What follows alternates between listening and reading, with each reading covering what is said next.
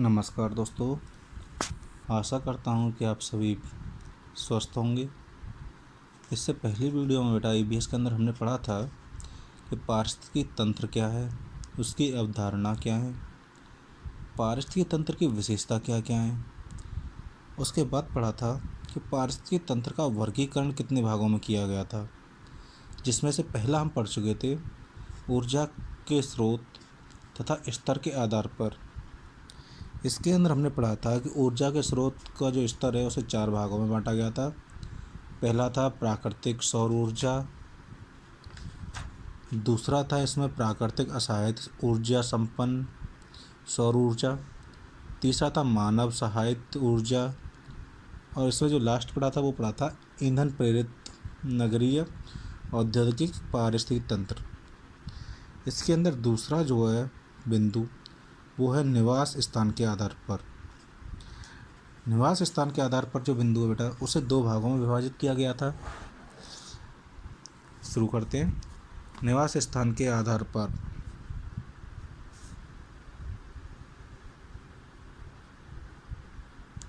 निवास स्थान के आधार पर इसे जो है 2 भागों में विभाजित किया गया है। पहला है पार्थिव पारिस्थितिकी तंत्र। पार्थिव पारिस्थितिकी तंत्र और दूसरा बेटा जलीय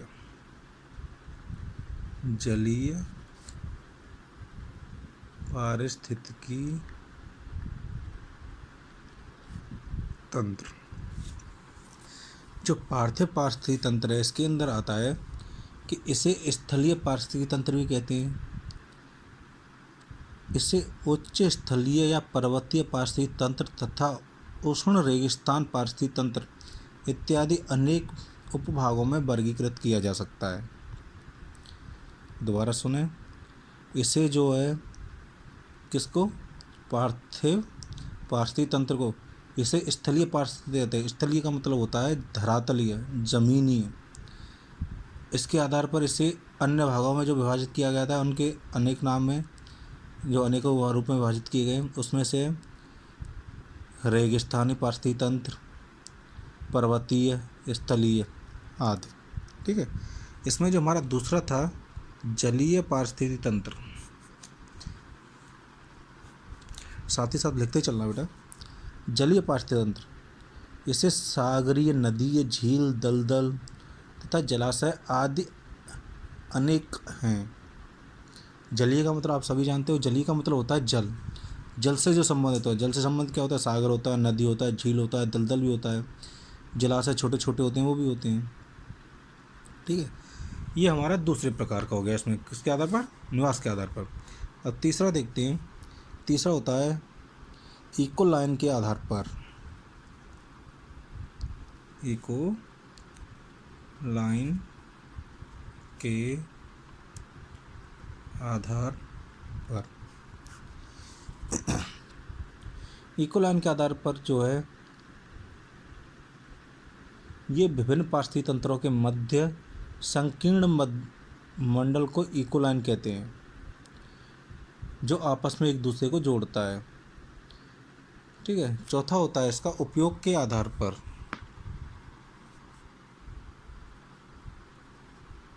उपयोग के आधार पर,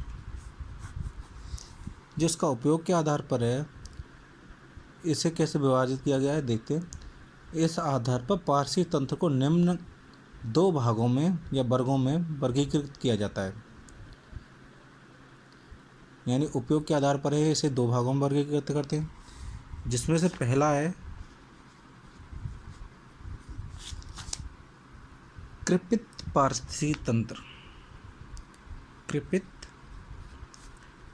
पारिस्थितिकी तंत्र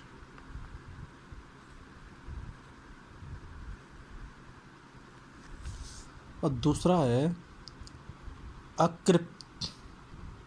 अकृषित पारिस्थितिकी या प्राकृतिक।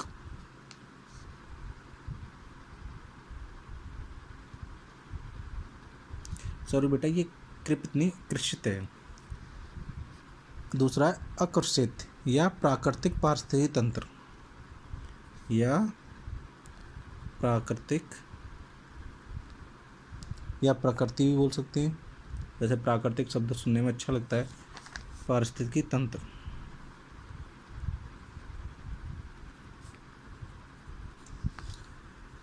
इसके अंदर हमारा जो आता है आकर्षित के अंदर आता है वो होता है गेहूँ, चावल, गन्ना या 4 क्षेत्रों से संबंधित पारिस्थितिकी तंत्र।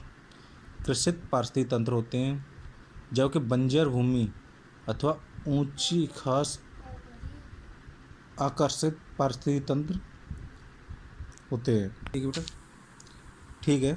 आगे देखते हैं। इसमें जो 5वें भाग में वर्गीकरण किया गया है वह पारिस्थितिकी तंत्र की विकास अवस्था के आधार पर, क्या पारिस्थितिकी तंत्र की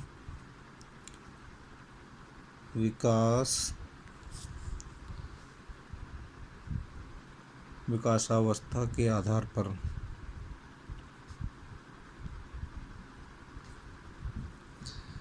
इसकी जो विकासावस्था के आधार पर है इसे 4 भागों में वर्गीकृत किया है।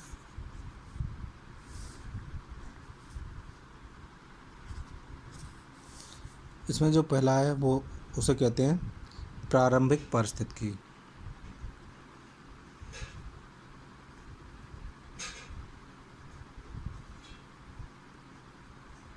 प्रारंभिक पारिस्थितिकी। दूसरा है प्रौढ़ पारिस्थितिकी। प्रौढ़ पारिस्थितिकी तंत्र।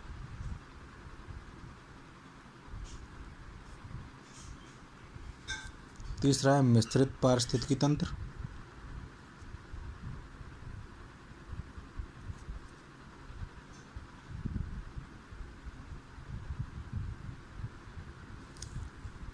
और जो इससे लास्ट में है चौथा, उसे अक्रिय पारिस्थितिकी तंत्र। अक्रिय पारिस्थितिकी तंत्र।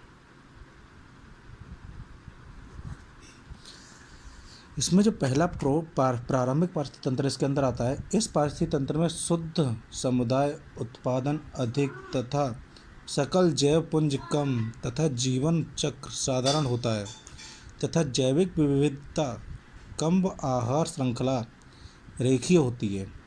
साथ ही जीव छोटे आकार के होते हैं। प्रौढ़ पारिस्थितिकी तंत्र में, प्रारंभिक पारिस्थितिकी तंत्र में बस इतना याद रखो ज़्यादातर कि इसमें जो जीव बहुत छोटे आकार के होते हैं। ठीक है। प्रौढ़ पारिस्थितिकी तंत्र क्या है? इसमें समुदाय की उत्पादकता कम व आहार श्रृंखला जटिल होती है तथा आहार जल का रूप धारण कर लेती है। तीसरी है मिश्रित पारिस्थितिकी तंत्र। मिश्रित पारिस्थितिकी तंत्र के अंदर आता है, इस तंत्र की प्रारंभिक तथा प्रौढ़ तंत्रों की विशेषताएं मिलीजुली होती हैं, यानी मिश्रित के अंदर प्रारंभिक और प्रौढ़ वाली दोनों ही मिलती हैं। तीसरी है अक्रिय पारिस्थितिकी तंत्र। अक्रिय पारिस्थितिकी तंत्र के अंदर आता है, यह विनष्ट पारिस्थितिकी तंत्र है। ज्वालामुखी उद्गार या हिमयोग के आगमन से प्रारंभ तथा प्रौढ़ तंत्रों के नष्ट होने, पुनः अनुकूलन परिस्थिति उत्पन्न हो जाने पर इस प्रकार के पारिस्थितिकी तंत्र का जीवन आरंभ होता है। ठीक है, ये अक्रिय पारिस्थितिकी तंत्र के अंदर आता है। इसका जो अंतिम भाग है, यानी जो लास्ट वर्गीकरण है 6ठे प्रकार का, उसके अंदर आता है क्रियाशीलता के आधार पर। क्रियाशीलता के आधार पर।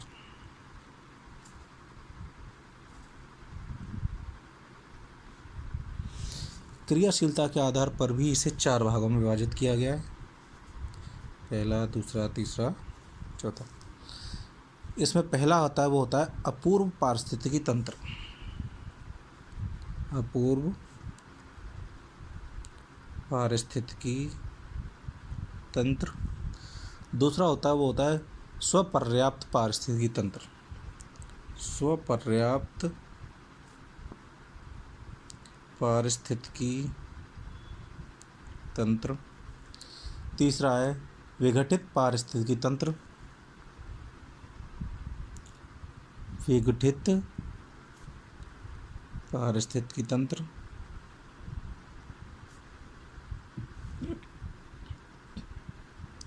और चौथा इसमें अनियंत्रित पारिस्थितिकी तंत्र।